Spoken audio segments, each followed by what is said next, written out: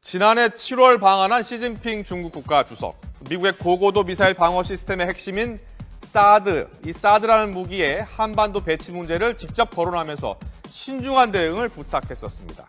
그리고 또 한국을 방문한 중국의 창완취안 국방부장, 어제 한민국 국방장관과 만나서 사드 이야기를 또 꺼냈습니다.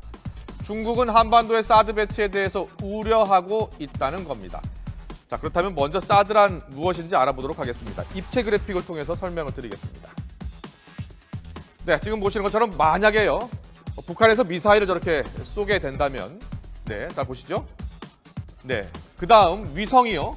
위성에서 이걸 포착을 하고요. 바로 지시를 내립니다. 그래서 통제본부에서 작전을 내리고, 그리고 자, 미국의 미사일 방어 시스템 가운데 하나인 이 사드는 적의 미사일이 지상에 닿기 전에 요격하는 장치로 지상에 됩니다. 적의 탄도미사일이 상승할 때는 이제 항공기에 탑재한 레이저로 요격을 하게 되지만요. 이게 올라갔다 떨어질 때 사드가 바로 작동을 하게 됩니다. 그래서 150km까지의 높이까지 고고도에서 요격이 가능한 것이 가장 큰 특징입니다. 한 번 더 보여주시죠. 네. 보시죠. 네. 만약에 북한에서 미사일을 저렇게 쏜다면 X밴드 레이더 그리고 위성을 통해서 포착을 하고요. 바로 작전 통제를 내리고 미사일을 발사해서 격추시키게 됩니다.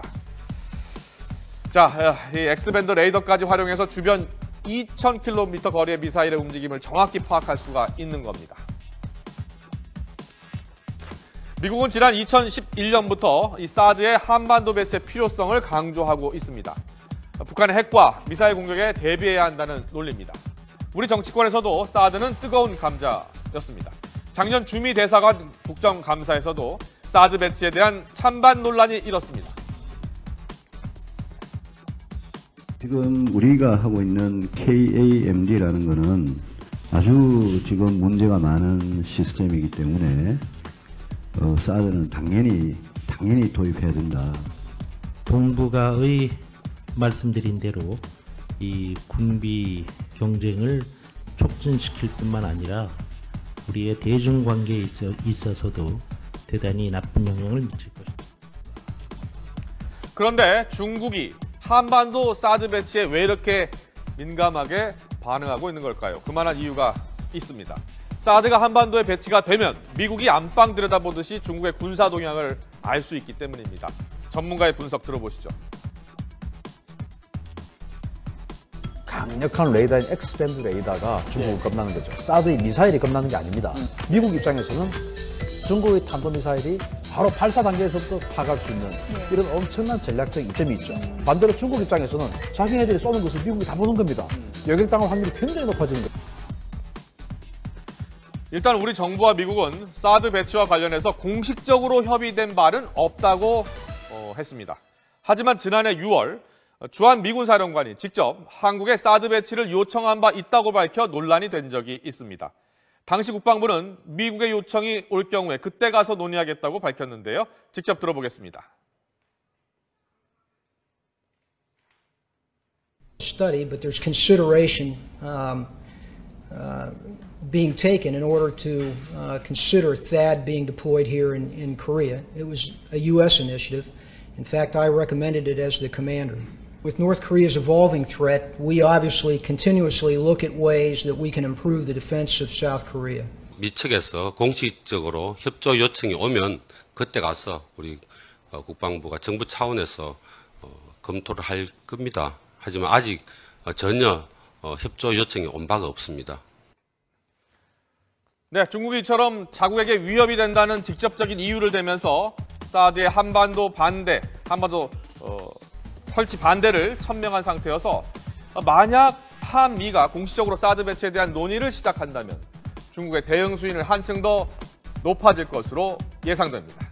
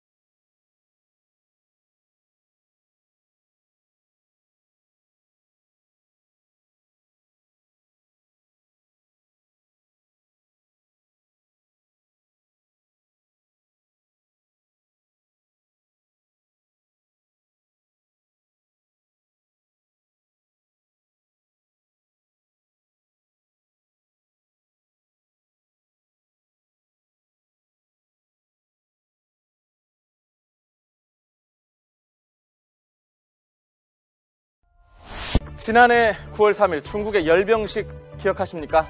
중국의 군사 대국의 위험을 강조하면서 베이징에서 대규모 열병식에 박근혜 대통령이 참석해서 시진핑 주석 대회와 악수를 하는 모습입니다.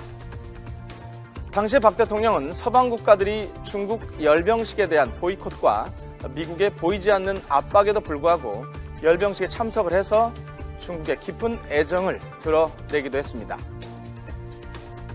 그런데 그 우정에 조금씩 삐그덕거리는 소리가 들립니다. 원인은 북한의 핵실험과 미사일 발사 때문인데요. 항장무검 의제폐공. 이 성어는 중국 진나라의 항우가 자신의 사촌인 항장에게 한나라 유방을 초청한 뒤에 그 앞에서 칼춤을 추다가 암살하도록 지시했다는 배경을 가진 한자 성어입니다. 즉, 겉의 명분과 실제 속셈이 다를 때 사용되는 말인데요. 그런데 지금 이 말이 중국의 입에서 나왔습니다. 중국은 왜 이 성어를 빗대어서 표현을 했을까요? 왕이 외교부장이 말한 속뜻을 해석을 해보면 항우는 미국, 그의 사촌동생 항장은 우리 한국, 유방은 중국입니다. 자칫 우리나라를 미국의 수하 정도로 여기는 듯한 뉘앙스를 풍기기도 하는데요. 그만큼 중국의 불만이 아주 노골적으로 표현된 대목입니다. 중국의 심기가 불편한 이유는 바로 한반도 사드 배치 때문입니다. 북한의 장거리 로켓 발사 직후에 우리 정부가 가장 먼저 꺼내든 카드는 사드 배치였는데요. 우리 정부는 북한의 4차 핵실험과 북한의 광명성 사업 발사 이후에 계속해서 중국에게 북한에 대한 제재를 끊임없이 요구했습니다. 그럼에도 중국은 북한과의 대화 해결만을 강조하면서 끄끗 미지근한 태도를 되풀이했는데요. 결국 우리 정부는 사드 배치 논의를 시작했고 더욱이 개성공단 전면 가동 중단이라는 고육체까지 꺼내들면서 중국의 태도 변화를 요구했습니다. 하지만 중국은 개성공단에 대해서는 침묵을 이어가면서 고강도 대북 제재 역시 선을 긋고 있는 상황입니다. 중국으로서는 미국이 북한 핵실험이나 장거리 미사일 시험 발사를 빌미로 중국의 핵심 이익을 저해한다고 생각하는 것으로 해석할 수 있는 부분입니다. 만일 한미 두 나라가 사드를 서해안 쪽에 배치한다고 하면 그곳은 중국의 이른바 핵심 이역 지역이 됩니다. 산둥반도, 텐진, 대련 등 바레만 일대가 미국에 노출되기 때문입니다. 중국의 전략 잠수함이라든가 북해 함대의 주력 해상 전력이 대부분 이 해역에 배치되어 있기 때문입니다. 예, 항장무검 의제폐공, 유방을 죽이기 위해서 자신의 사촌동생인 항장에게 칼춤을 추게 한 항우. 이런 중국의 비유가 적절했는지는 모르겠지만은 좀 더 치밀하고 세밀한 우리 정부의 외교 노력이 필요한 시점임은 분명해 보입니다.